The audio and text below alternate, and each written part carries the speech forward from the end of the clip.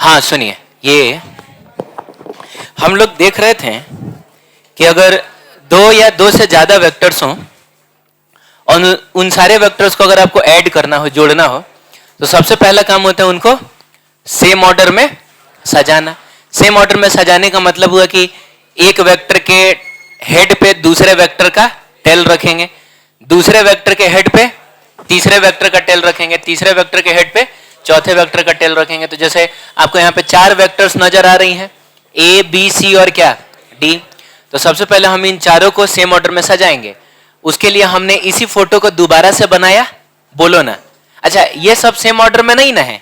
Same order में होने का मतलब हुआ ना कि आपको ऐसा दिखना चाहिए कि एक के बाद दूसरा है, दूसरे के बाद तीसरा है, तीसरे के बाद चौथा है। तो उसके लिए हमने क्या किया था कि जैसे ए को तो यही रहने देते हैं, बी को हम उठाते हैं और ले जाके इसके हेड पे रख देते हैं। तो बताइए, ये दोनों सेम ऑर्डर में आ गया ना।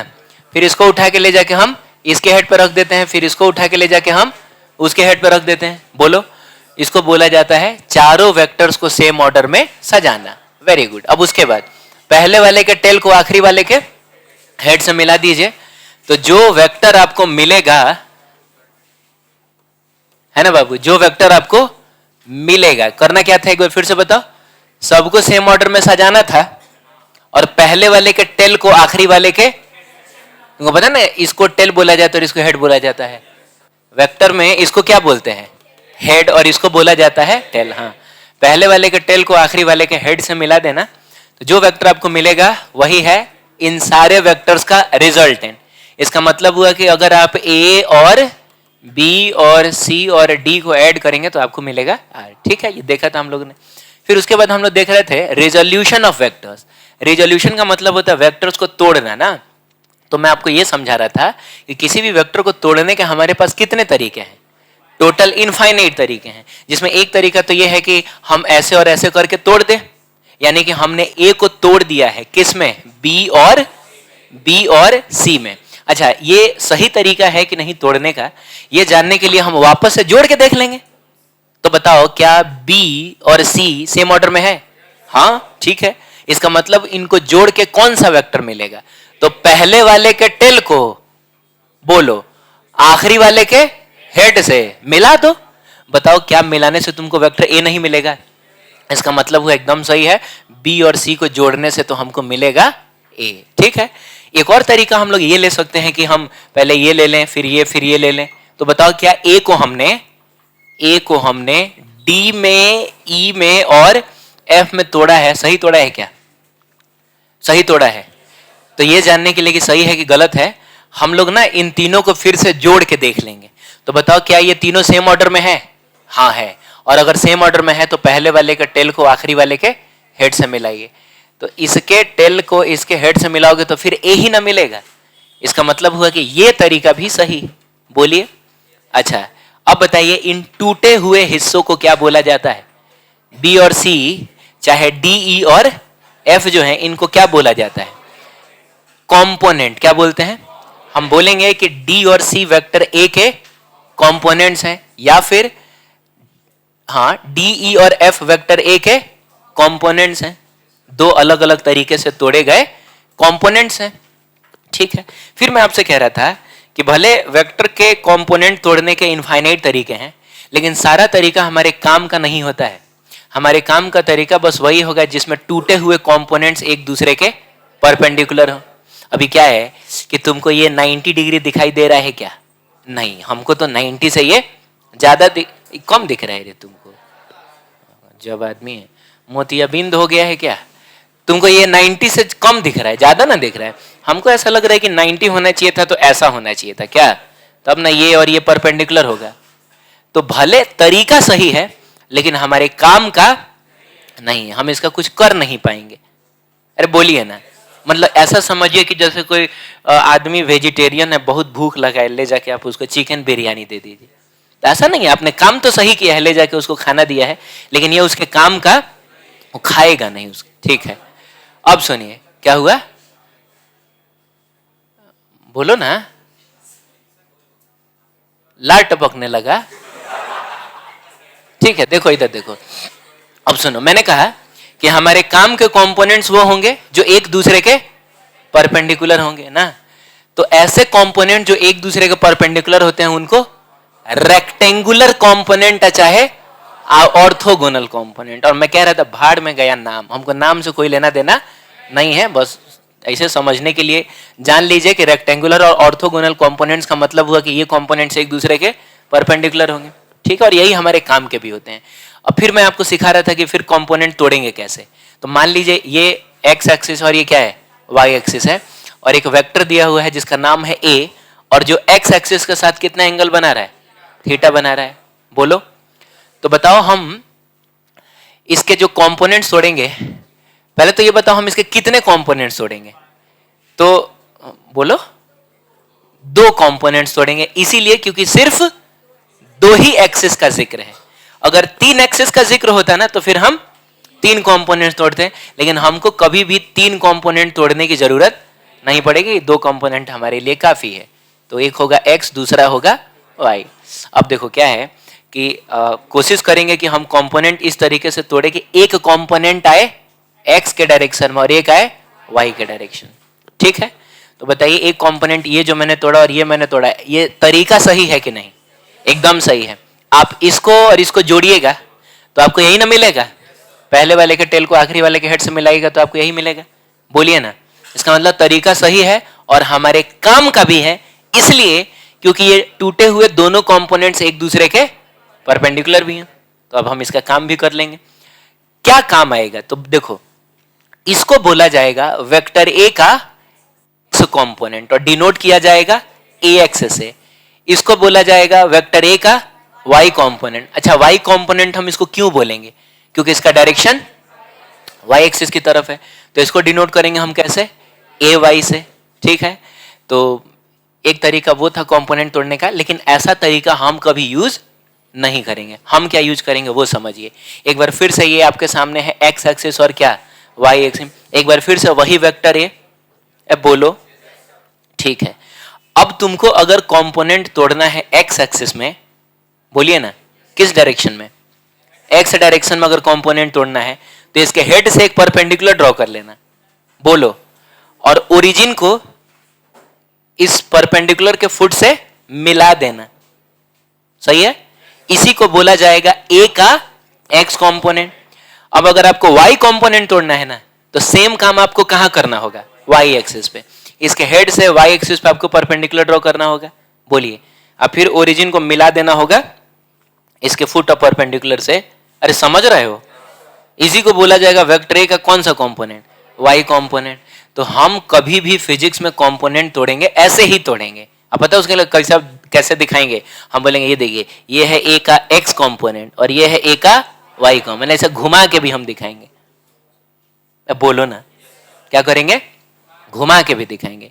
बोलिए ये है ए का एक्स कंपोनेंट और ये है ए का वाई कंपोनेंट। अब सवाल है कि अगर इस वेक्टर का मैग्नीट्यूड ए है, पता है ना, मैग्नीट्यूड दिखाने के लिए आप चाहें तो ऊपर का तीर हटा सकते हैं या फिर दोनों साइड आप एक एक लाइन खींच सकते हैं, दोनों का मतलब मैग्नीट्यूड ही है।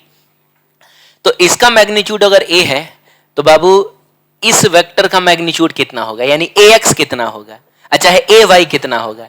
तो याद करिए, आपके इसके लिए मैंने आपको एक ट्रिक बताया था। मैंने आपसे क्या कहा था कि थीटा की तरफ क्या, तो हम लोग कॉस यूज करेंगे, और अगर हम थीटा से दूर जाएंगे तो क्या यूज करेंगे, हम लोग साइन थीटा यूज करेंगे ना। तो जैसे जब हम लोग ये ax लिख रहे थे ना, तो बताइए हम थीटा की तरफ ना घूम रहे हैं, अरे देखो ना हम थीटा के ऊपर ही ना घूम रहे हैं, तो थीटा की तरफ घूम रहे हैं तो हम लोग क्या यूज करेंगे, कॉस यूज करेंगे। यही चीज मैंने कहा था कि आपको याद रहना चाहिए, बोलिए ना। बाकी सारी चीजें समझने के लिए है, रटने के लिए अगर कुछ है तो ये दो लाइन, थीटा की तरफ कॉस, थीटा से दूर तो साइन, ठीक है। चलो देखो ax लिखना है तो हम थीटा की तरफ घूम रहे हैं, बोलो। तो सबसे पहले तो जिसका कंपोनेंट तोड़ा जाता है उसका मैग्नीट्यूड लिखा जाता है। कंपोनेंट हम किसका तोड़ रहे हैं, वेक्टर ए का, तो उसका मैग्नीट्यूड लिखा, और चूंकि हम थीटा की तरफ घूम रहे हैं तो हम लोग लिखेंगे कॉस थीटा, ठीक है। फिर जब हम ए वाई लिखेंगे तो आप बताइए वाई कंपोनेंट तोड़ने के लिए हम थीटा से दूर न जा रहे हैं, और थीटा से दूर जा रहे हैं तो हम लोग क्या यूज करेंगे, साइन यूज करेंगे, ठीक है। तो सबसे पहले ए तो लिखना होगा और उसके बाद हम लोग लिखेंगे क्या, साइन थीटा, क्लियर है। तो ये देखा था हम लोगों ने। फिर मेरे ख्याल से हम लोगों ने ये क्वेश्चन भी कर लिया था क्या, अब इतना भी याद नहीं है, बोलो हो गया था। अच्छा तो क्या था, 10 न्यूटन का फोर्स था और इसका कंपोनेंट हमको तोड़ना था एक्स एक्सिस में और वाई एक्सिस में। तो बताओ एक्स एक्सिस में कंपोनेंट तोड़ने के लिए हम क्या करेंगे, पहले उस पर परपेंडिकुलर ड्रॉ करें। वाई एक्सिस में कंपोनेंट तोड़ने के लिए उस पर परपेंडिकुलर ड्रॉ करेंगे। बाबू ये होगा तुम्हारे फोर्स का एक्स कंपोनेंट और ये होगा तुम्हारे फोर्स का वाई कंपोनेंट। याद है, था ना ऐसा? अच्छा आप तब बताइए अगर याद है तो ये कितना आया था, ये याद है हम लोगों ने लिखा था 10 cos 37 डिग्री, और cos 37 डिग्री होता है 4/5। कैसे होता है उसके लिए मैंने आपको एक ट्रायंगल बताया था जिसमें ये अगर 3 हो, ये 4 हो और ये 5 हो, तो ये 37 होता है और ये 53 होता है। याद है, बोलो। तो बाबू cos 37 का मतलब 4/5 ही ना होगा। तो मिला जुला के अगर आप इसको लिखते हैं 10 cos 37 का मतलब हुआ 10 इंटू 4/5 का मतलब कितना आया था, 8 न्यूटन आया था। और जब ये वाला कंपोनेंट टूटेगा तो आप लिखिएगा 10 sin 37। पार्टिसिपेट करो, बोलो क्या, 10 sin 37। और sin 37 कितना होगा, 3/5 होगा, परपेंडिकुलर बाय हाइपोटेनस। तो 10 इंटू 3/5 जब किया था हमने तो कितना मिला था हमको, 6 न्यूटन ना, बोलो। अच्छा एक और बात है, सुनो ध्यान से, ये 8 न्यूटन आया है, क्या है, मैग्नीट्यूड है, बोलो। तो जब भी वेक्टर को रिप्रेजेंट किया जाता है तो हम उसके मैग्नीट्यूड को कैसे दिखाते हैं, उसके लेंथ से। तो समझिए ना, इसका लेंथ है 8 यूनिट, इसका लेंथ कितना है, 6 यूनिट है। तो आपको ये एक रेक्टेंगल नजर नहीं आ रहा है क्या, और रेक्टेंगल का ये डायगोनल नहीं हो गया। और आपको पता है रेक्टेंगल का डायगोनल होता है √L² प्लस B²। आप सही में करके देख लीजिएगा, √8 का स्क्वायर प्लस 6 का स्क्वायर करके देखे तो कितना आ रहा है। तो क्या ये √100 आ रहा है क्या, क्या ये 10 आ गया क्या? तो ये तो हम ज्योमेट्रिकली भी समझ सकते हैं कि हमने जो कुछ भी किया है वो सही है। सही में ये अगर 8 होगा, ये अगर 6 होगा तो इसको कितना होना चाहिए, 10 होना चाहिए। अरे बोलिए ना, ठीक है ये चीज। अच्छा एक और बात है बाबू, अगर मान लो कि मैं इस फोर्स को ना ऐसा वेक्टर फॉर्म में लिखना चाहता हूं, बोलो। तो एक तरीका तो ये है कि हम इसको ऐसे लिखें कि 10 newton at an angle of 37 degree with x axis in anti clockwise manner. अरे एक्स एक्सिस से 37 इधर भी तो जा सकते हो, लेकिन तुमको बताना होगा कि एक्स एक्सिस से 37 हमको किधर जाना है, एंटी क्लॉकवाइज मैनर जाना है, बोलो।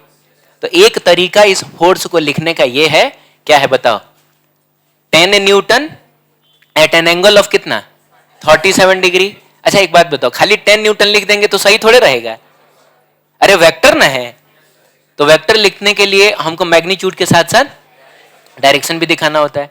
खाली 10 न्यूटन लिखने से काम नहीं चलेगा, हम लिखेंगे 10 newton at an angle of कितना, 37 degree with x axis in anti clockwise direction, चाहे एंटी क्लॉकवाइज मैनर। लेकिन ये उतना बढ़िया तरीका नहीं है लिखने का। इसको लिखने का एक अच्छा तरीका मैं आपको बताता हूं। ये जो वेक्टर है वो एक्चुअली इसको और इसको जोड़ बाइसेक्ट कर रहा है, बाइसेक्ट कर रहा है। बाइसेक्ट का मतलब हुआ 45 डिग्री ना, ठीक है कोई बात नहीं। जो मैं सुनना चाहता हूं वही बोलना ना, तो चुप रहना। देखते हैं कितने लोग बोलते हैं। ये जो वेक्टर है वो इसको और इसको जोड़ के बन रहा है। जा अरे ये लॉ ऑफ पैरेललोग्राम है, एक वेक्टर ये है दूसरा वेक्टर ये है, तो इन दोनों को जोड़ोगे तो तुमको यही ना मिलेगा। जा नहीं समझ में आया क्या? तो क्या हम इस वेक्टर को दिस प्लस दिस भी तो लिख सकते हैं। अब आप बताइए दिस का मतलब क्या, खाली 8 न्यूटन ना बाबू ना, 8 न्यूटन आई कैप, 8 न्यूटन आई कैप। कहे क्योंकि वेक्टर है तो वेक्टर वेक्टर्स को जोड़ के ना मिलेगा, और वेक्टर्स में खाली मैग्नीट्यूड लिख देने से तो काम चलेगा नहीं, डायरेक्शन ही बताना पड़ेगा। और डायरेक्शन बताने का सबसे स्मार्ट तरीका होता है आप यूनिट वेक्टर्स का इस्तेमाल करिए। तो आप बताइए 8 न्यूटन आई कैप, देखते ही क्या कोई नहीं समझ जाएगा कि एक ऐसा वेक्टर है जिसका मैग्नीट्यूड कितना है, 8 न्यूटन है, और उसका डायरेक्शन किधर है, positive direction of x axis की तरफ है। Very good. प्लस और बताओ इसको क्या लिखा जाए, अच्छा खाली मैंने 6 न्यूटन लिख दिया हो गया? ना ना ना, नहीं हुआ। इसको लिखना होगा 6 न्यूटन जे कैप। आपको पता होना चाहिए ये जो यूनिट वेक्टर्स हैं आई कैप, जे कैप और एक और आता है कौन सा, के कैप, ये सब साइन बोर्ड की तरह है। साइन बोर्ड का मतलब ये आपको डायरेक्शन बताएगा। जैसे आप जब रोड पे चल रहे होते हैं तो चौराहा पे आपने देखा होगा, बोलो ना, लिखा रहता है कि तुमको अगर 3 लालटेन जाना है तो सीधे चल जाना है। बोलो एम जे के कॉलेज जाना है तो इधर चले जाना है। और बोलो, और बोलो। ठीक है, तो ये साइन बोर्ड की तरह होता है। आप बताइए आई कैप कौन से डायरेक्शन को दिखाता है? पॉजिटिव एक्स को दिखाता है। जे कैप किसको दिखाता है? पॉजिटिव वाई को दिखाता है। के कैप किसको दिखाता है? पॉजिटिव जेड को दिखाता है। किसी के बगल में अगर के कैप लिखा रहे तो समझिएगा उस वेक्टर का डायरेक्शन किधर है? Positive direction of Z axis की तरफ है। लेकिन क्या सिर्फ पॉजिटिव डायरेक्शन ही दिखाए जाते हैं? नेगेटिव भी तो दिखाया जाता है। तो आप बताइए कि अगर हमको negative direction of x axis दिखाना है तो कुछ नहीं है, बस positive direction of x axis को आई कैप दिखाता था, तो negative direction of x axis को माइनस आई कैप दिखाएगा।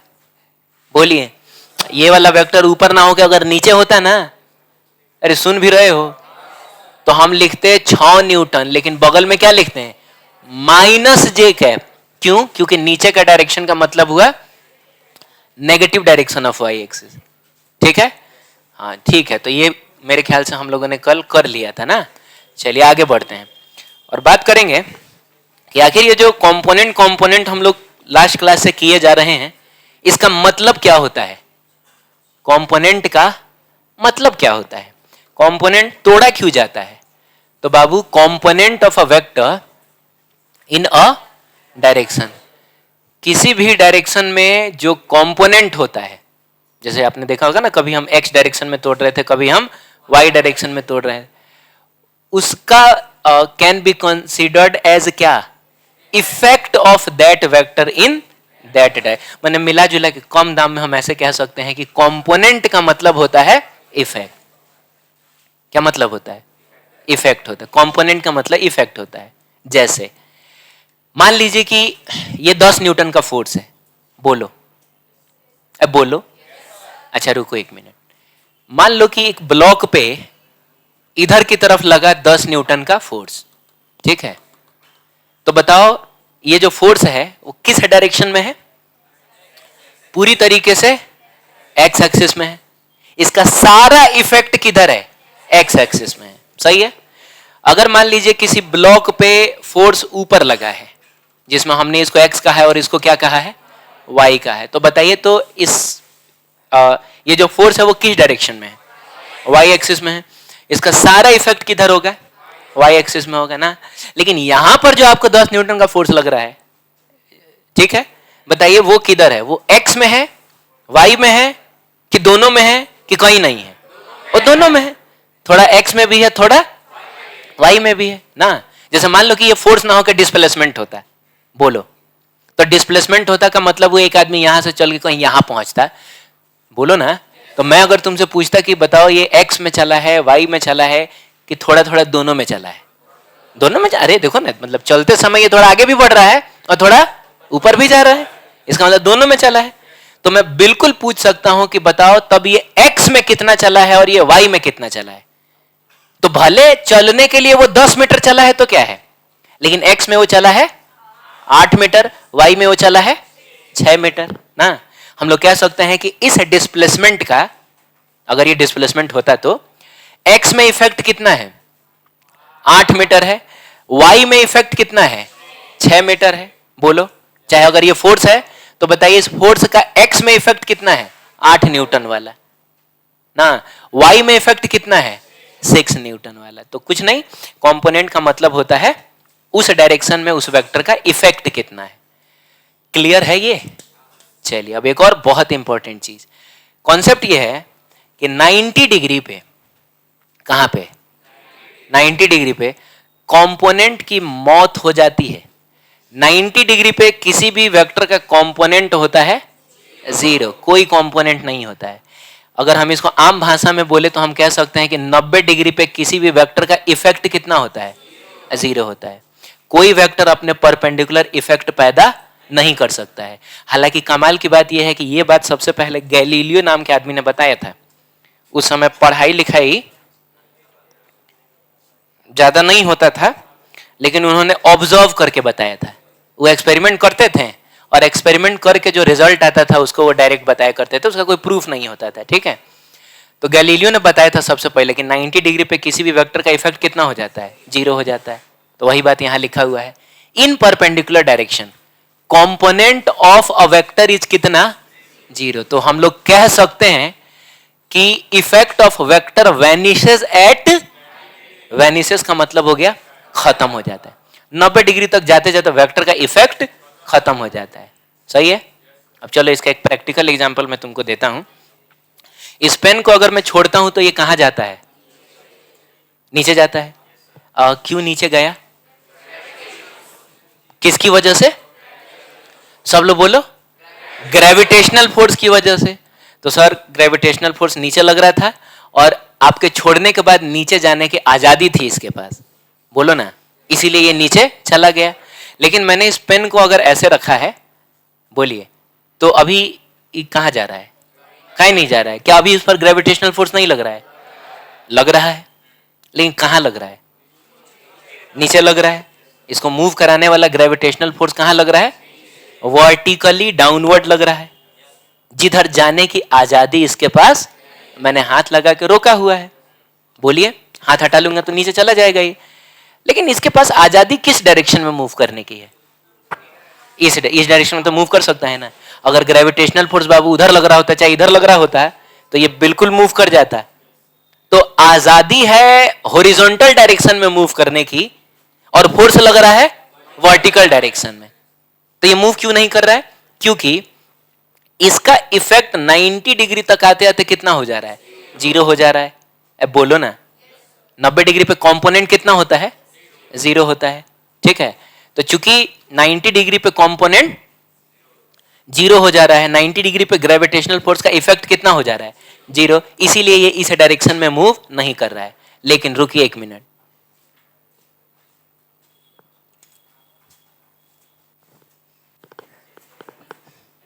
हाँ ये देखिए वही चीज है।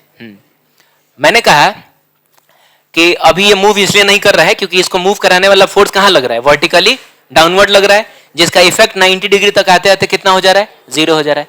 लेकिन जैसे ही मैं अपने हाथ को तिरछा करूंगा, बताइए अब मूव कर गया कि नहीं।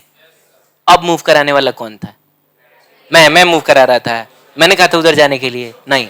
आप समझ रहे हैं कि अभी भी इसको मूव किसने कराया है, ग्रेविटेशनल फोर्स ने कराया। तो ग्रेविटेशनल फोर्स ने अब क्यों मूव करा दिया, क्योंकि ये वाला एंगल अब 90 डिग्री नहीं रहा।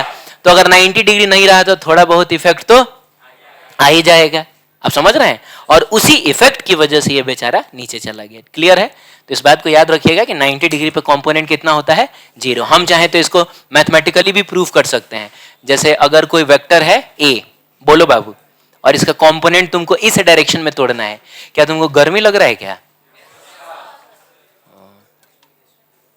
लाइट भी नहीं है तो रहने दो, बर्दाश्त करो। मैं कह रहा था कि एक वेक्टर है जिसका मैग्नीट्यूड कितना है ए, और हमको इसका कंपोनेंट इस डायरेक्शन में तोड़ना है। बोलो, तो तुम बताओ, इस डायरेक्शन में तोड़ना है का मतलब हुआ हमको कितना घूम के तोड़ना है, हमको 90 डिग्री घूम के तोड़ना है, नहीं बोलोगे। तो बताओ ना, जिस एंगल की तरफ घूमते हैं उसके लिए हम क्या यूज करते हैं, एंगल की तरफ तो कॉस यूज करते हैं। तो हम लोग लिखेंगे ए, और फिर क्या लिखेंगे, कॉस, और फिर लिखेंगे 90 डिग्री। अरे यही ना करेंगे, सबको पता है कॉस 90 कितना होता है, तो कंपोनेंट 0 नहीं हो गया। मैथमेटिकली भी प्रूफ हो गया, वो थियरी प्रैक्टिकली भी करके हमने देख लिया। ठीक, देखो सब किताब में तुम्हारे लिखा होगा।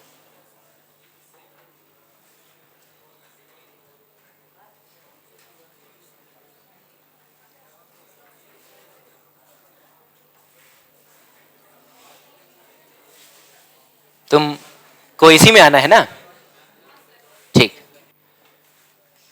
आगे बढ़े। अभी देखो तुमको सामने बहुत ही खतरनाक सा क्वेश्चन दिख रहा होगा।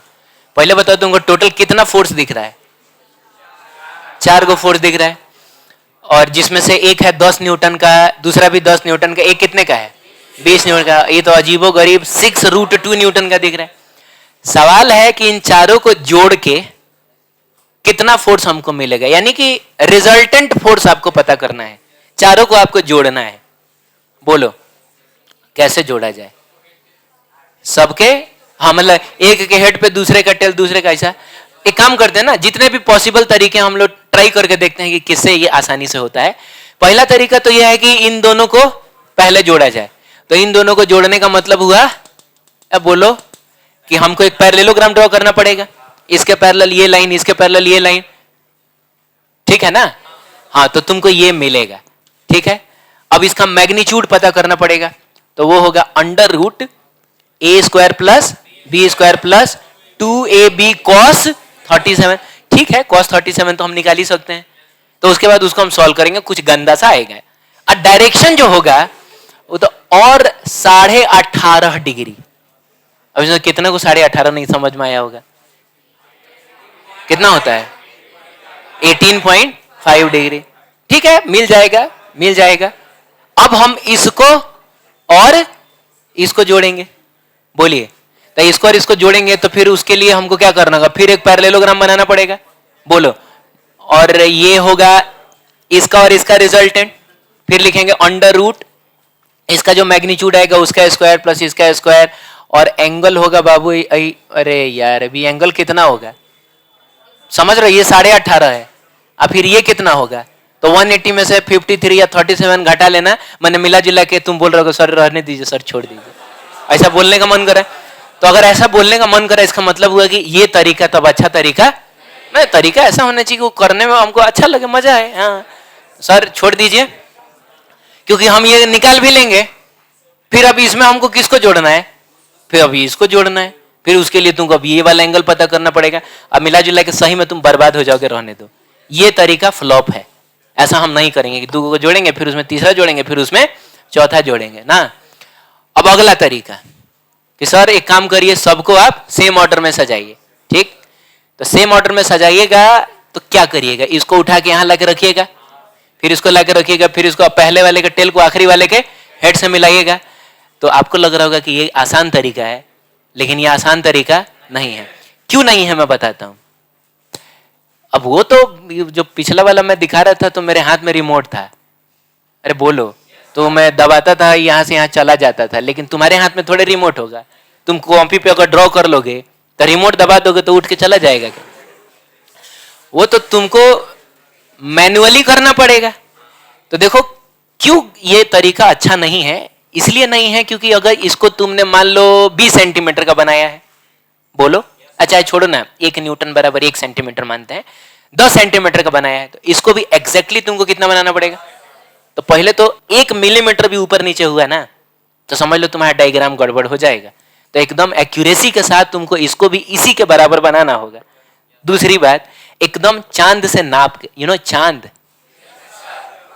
वो जो आता है ना इंस्ट्रूमेंट, एकदम नाप के एकदम 37 होना चाहिए। आधा डिग्री भी ऊपर नीचे हुआ फिर तुम्हारा फोटो गड़बड़ा जाएगा। तो बहुत प्रिसीजन के साथ, बहुत एक्यूरेसी के साथ तुमको इसको लाके रखना पड़ेगा, फिर तब इसको उठाओगे। अब ये 10 सेंटीमीटर का बना है तो इसको कितना 20 सेंटीमीटर का बनाना होगा। मतलब एकदम अगर एक्यूरेसी के साथ कर रहे हो तो ये तरीका बहुत खराब तरीका नहीं है, लेकिन उतना तुमसे हो नहीं पाएगा, तुम ट्राई करके देख लेना। ठीक है, तो इसको उठाना। अब ये अगर 10 सेंटीमीटर का बना है तो बाबू इसको कितने का बनाएंगे 20 सेंटीमीटर, और एकदम ले आके तब जो यहाँ रखा था हमने कोशिश करेंगे कि हॉरिजॉन्टल के साथ एकदम 53 डिग्री हो। फिर इसको, अब ये तो थोड़ा प्रॉब्लमेटिक हो जाएगा क्योंकि स्केल में √2 तो आता नहीं है, 1.414 ही ना होगा।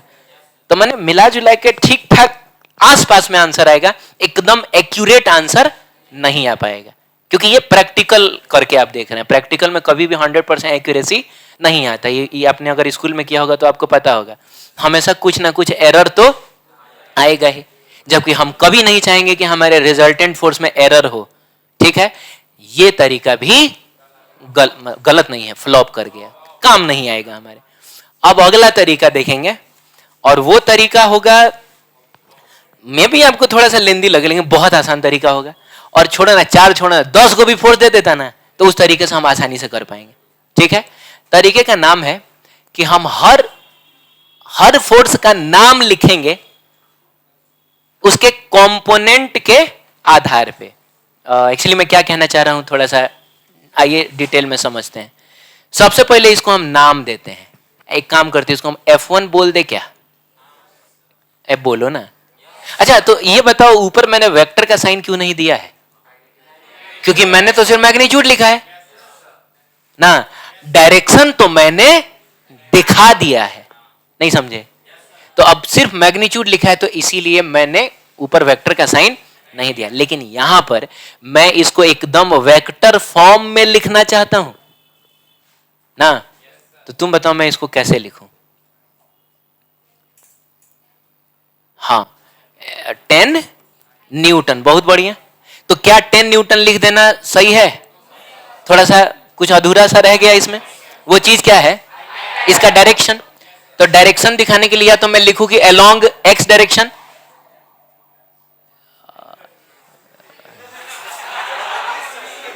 अलोंग क्या एक्स डायरेक्शन, लेकिन वो तरीका अच्छा नहीं, मतलब स्टैंडर्ड तरीका नहीं है।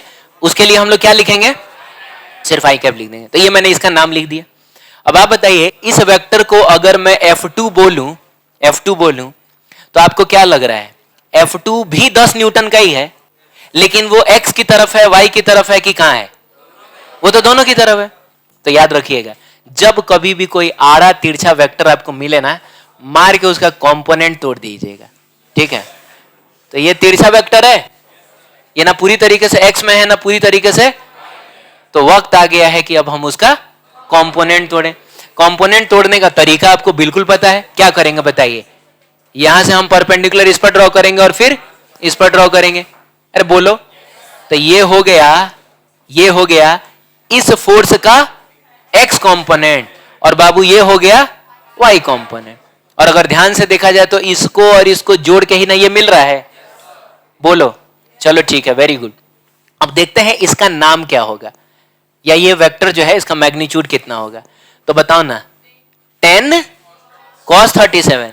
अरे भाई रे, ये तुमको आना चाहिए।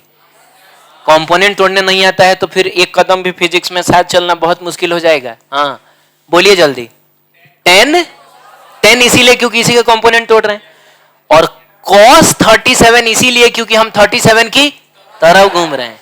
तो हम लोग लिखेंगे, चलिए इसका नाम लिख रहे हैं 10, चलो न्यूटन अंडरस्टूड है, बार बार अब मैं न्यूटन नहीं लिखूंगा, सिर्फ 10 लिखता हूं।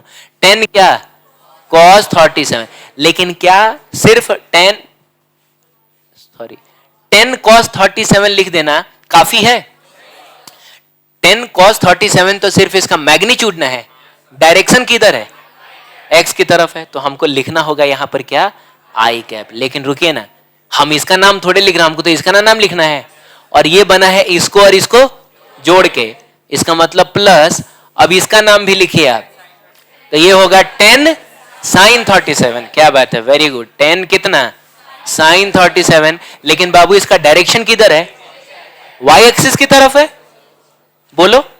और वो यूनिट वेक्टर जिसका यूज y एक्सिस में होता है वो होता है j कैप। अब चलिए इसको सॉल्व कर लेते हैं, और इससे पहले कि हम सॉल्व करें एक बार फिर से हम लोग देख लेते हैं कि 3 4 3 के सामने वाला और 4 के सामने वाला 53 डिग्री। बताना तो बाबू, cos 37 कितना होगा? जल्दी करना, बोलो। 4/5, और ये हो जाएगा आई कैप। अच्छा मैं समझाऊं क्या कैसे 4/5? cos का मतलब होता है बेस बाई हाइपोटेनस। 37 के लिए बेस कौन है? 4 है, और हाइपोटेनस 5 है। चलो प्लस 10, और साइन 37 कितना होगा? 3/5 होगा, क्योंकि साइन का मतलब होता है परपेंडिकुलर बाय हाइपोटेनस। तो ये है परपेंडिकुलर और ये है हाइपोटेनस। तो आप सही बोल रहे हैं, ये हो जाएगा कितना? 3/5, और फिर हो जाएगा j कैप। ठीक है, चलो तो अब बता दो F2 फाइनली कितना आया? अरे कटेगा ना, 2 बार में कटेगा। तो 8 आई कैप अब प्लस कितना? 6 j cap. Is it clear? चलिए इसको हम लोग ब्रैकेट में डाल देते हैं। तो थोड़ा सा हमने मेहनत किया और हमने इसका नाम लिख दिया इसके कंपोनेंट्स के टर्म में। नहीं समझ में आया कि ये बेचारा x में कितना है और ये y में, और ये तो वही है जो अभी पिछली बार हम लोगों ने देखा था। ठीक है, आइए अब इसका नाम लिखते हैं। इसको हम लोग कुछ कहते हैं क्या, F3। क्या कहते हैं, F3 कहते हैं। अभी इसका कंपोनेंट तोड़ना है। कौन तोड़ेगा, कौन हाथ उठा के बोलता है कि हम तोड़ेंगे सर, तुम तोड़ेगा? हाँ आ जाओ, आ जाओ।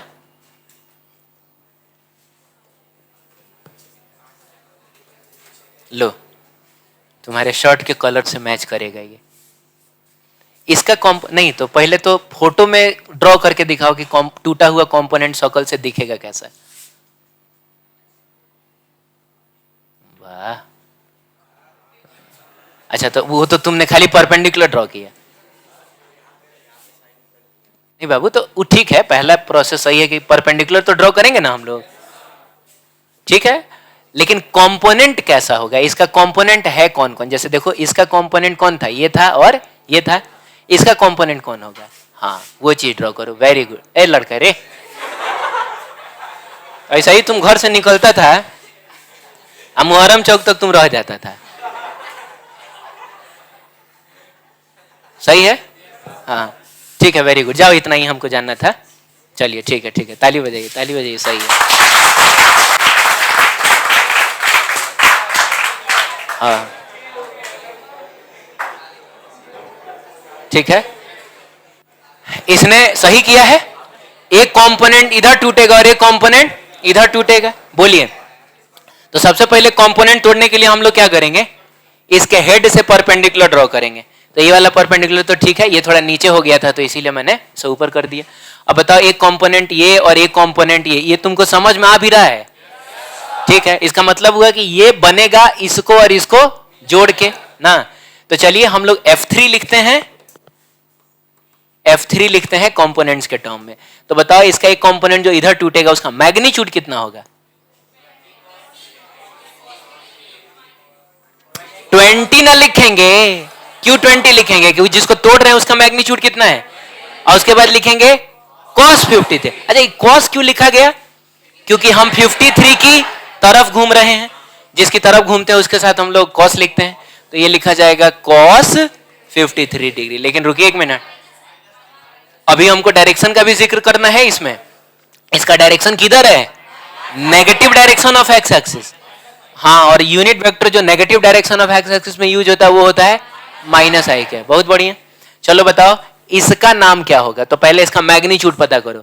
20 साइन 53 डिग्री, तो लिखेंगे प्लस 20 साइन 53 डिग्री। और इस बेचारे का डायरेक्शन कहाँ है? Positive direction of Y axis. हाँ, और and the unit vector which is used along positive direction of Y axis is क्या? J cap. अब इसको सॉल्व करेंगे, माइनस साइन को सामने बुला के लाएंगे, 20 लिखेंगे, cos 53 डिग्री इसमें देख के बताओ। तो cos का मतलब होता है बेस बाय हाइपोटेनस। अब तुम बताओ 53 के लिए बेस कौन है? बेस है 3। और ये समझ में आता ना बेस कैसे ढूंढते हैं।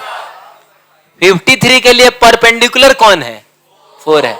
सामने वाला साइड परपेंडिकुलर होता है ना।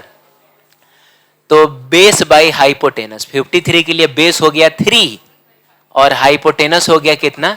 5।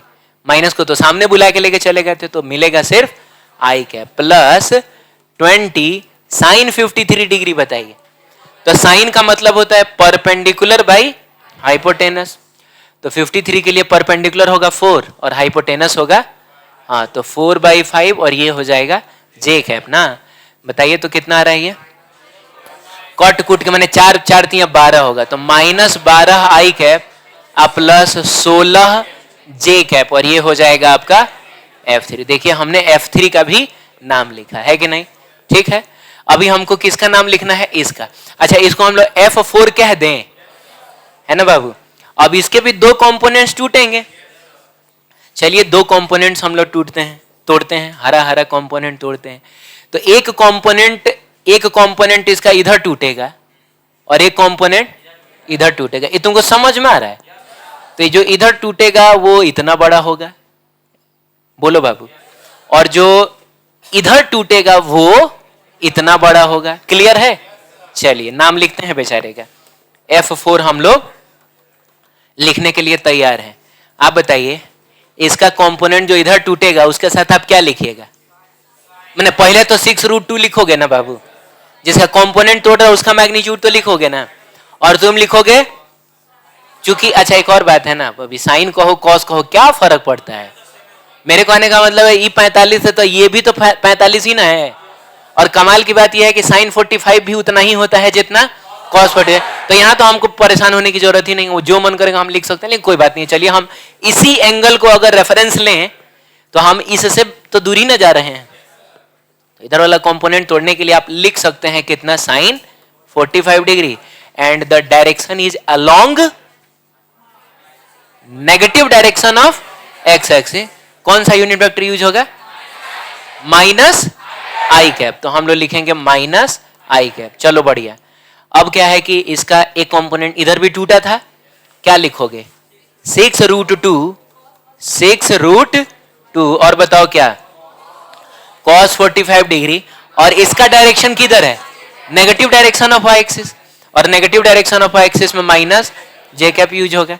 चलिए सॉल्व करते हैं, ये 6√2 और ये 1/√2 ना होता है जी, अब माइनस साइन को सामने लेके चले जाओ, मिलेगा तुमको आई कैप, यहां पर भी माइनस साइन को सामने लेके जाएं तो माइनस 6√2, और ये भी 1/√2 ही होगा, और बाकी मिलेगा सिर्फ जे कैप। तो ये मैंने जानबूझ के ऐसा डेटा दिया था ना, फाइनल आंसर खूबसूरत आए। हाँ ये बताओ, √2 से √2 कट गया, इससे ये बेचारा कट गया, और बताओ तुमको तुम्हारा F4 कितना मिला, बोलो, minus 6i cap minus 6j cap, ये आपको आपका F4 मिल गया।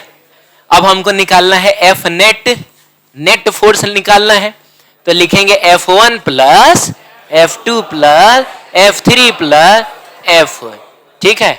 अब ढूंढा जाए कि F1 F2 F3 F4 सब कहां है, तो ये रहा F1, इसके पास है 10i कैप, इसके पास है 8i कैप 6j कैप, इसके पास है -12i cap plus 16j cap, और इसके पास है -6i कैप -6j कैप। मैंने मिला जुला के आई कैप और जे कैप में कहानी है, तो सारे आई कैप वालों को एक साथ जोड़ लीजिए, सारे जे कैप वालों को एक साथ जोड़ लीजिए। आइए आई कैप वालों को जोड़ते हैं, 10 आई कैप, बोलो 18 आई कैप हो गया, मतलब मिला के 10 आई कैप प्लस 8 आई कैप 18 आई कैप -12 आई कैप, कितना, वो 18 में से 12 गया, 6 आई कैप बचा, तो यहां 6 आई कैप बचा, और ये है -6 आई कैप, तो आई कैप में कितना, 0। इसका मतलब हुआ नेट फोर्स का कोई कंपोनेंट आई कैप का मतलब हुआ एक्स एक्सिस में नहीं होगा, तो आई कैप आएगा ही नहीं। जे कैप देखते हैं, इसके पास तो जे कैप था ही नहीं, इसके पास लेकिन है कितना, 6 जे कैप, 6 और 16 कितना हुआ 22, लेकिन फिर -6 भी तो है, तो मिला जुला के वापस से फिर 16 ही हो जाएगा, तो 16 जे कैप ये आंसर है। इसका मतलब हुआ इन चारों फोर्सेस को, अभी तो बहुत सारा दिखने लगा होगा, लेकिन ओरिजिनल जो वो 4 फोर्स है ना, उन चारों को तुम जोड़ते तो पता है तुमको कितने न्यूटन का फोर्स मिलता है, 16 न्यूटन का फोर्स मिलता है, और वो किस डायरेक्शन में होता है, वो वाई डायरेक्शन में होता है। ये कभी भी किसी और मेथड से आप इतनी आसानी से नहीं निकाल पाइएगा, आप समझ रहे हैं। अच्छा अब आपको बहुत भारी लगा है क्या, कुछ ना, अरे तो 4 गो फोर्स था तो 4 गो लिखे थे, इसीलिए थोड़ा लेंदी हो गया, बोलो ना। अभी मान लो कि एक और फोर्स इधर लगा देता है तो काम से नहीं हो जाता है, उसका भी नाम लिख देते, बोलो जल्दी।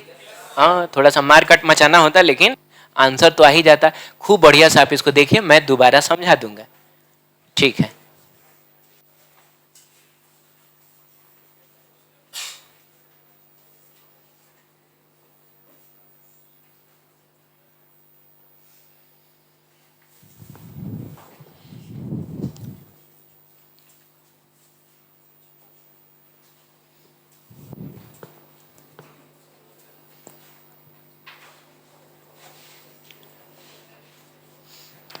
कितने लोगों का पहला क्लास था आज, तुमको तो मैंने कहीं देखा है, मैंने हम लोग पहले कभी मिले हैं क्या, कहाँ मिले थे, तो फिर जब इसी क्लास में मिले तो पहला क्लास कैसे हो गया तुम, अच्छा अच्छा अच्छा। और किसका है, और किसका पहला क्लास है आज एकदम, और सब लोग आ रहे हैं रेगुलर, ठीक। तो ये तुमको समझ में आया है? सही ईमानदारी से बोल रहे हो? आगे फिर बाहर चले जाओगे।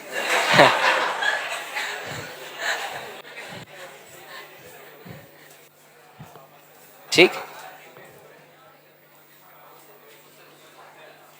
हो गया ना? चलो दोबारा समझे हम इसको। मेन कॉन्सेप्ट क्या था इसका? मेन कॉन्सेप्ट था कि जब भी, हाँ, जब भी कोई आड़ा तिरछा वेक्टर हमको मिलेगा ना, तो हमारा पहला काम यही होता है कि हम उसका कंपोनेंट तोड़ के ये पता कर लेते हैं कि वो x में कितना है और y में कितना है ना। हाँ, इसको बोला जाता है कंपोनेंट तोड़ना। और कंपोनेंट तोड़ने के लिए बस दो ही बात ध्यान रखा जाता है, थीटा की तरफ तो कॉस के साथ, थीटा से दूर तो साइन के साथ। अगर positive direction of x axis में है, आई कैप लगा देंगे। बोलिए, negative direction of x axis में है, minus I cap. Positive direction of Y axis में है, J cap. Negative direction of axis में है तो माइनस जे। सही है? बाकी उसके बाद तो सब है ही। तो ठीक है, आप लोगों ने ग्रुप ज्वाइन कर ही लिया होगा, सारे लोगों ने किया है अभी तक? मतलब कितने लोग नहीं कर पाए हैं?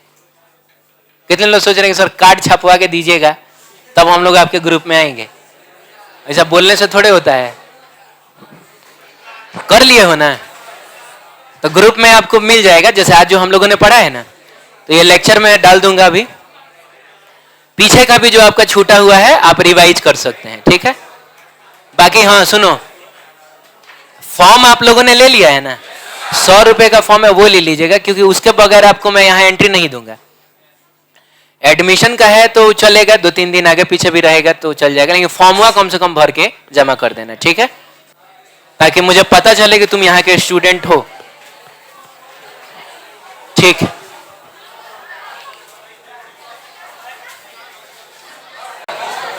और किताब ले लीजिएगा।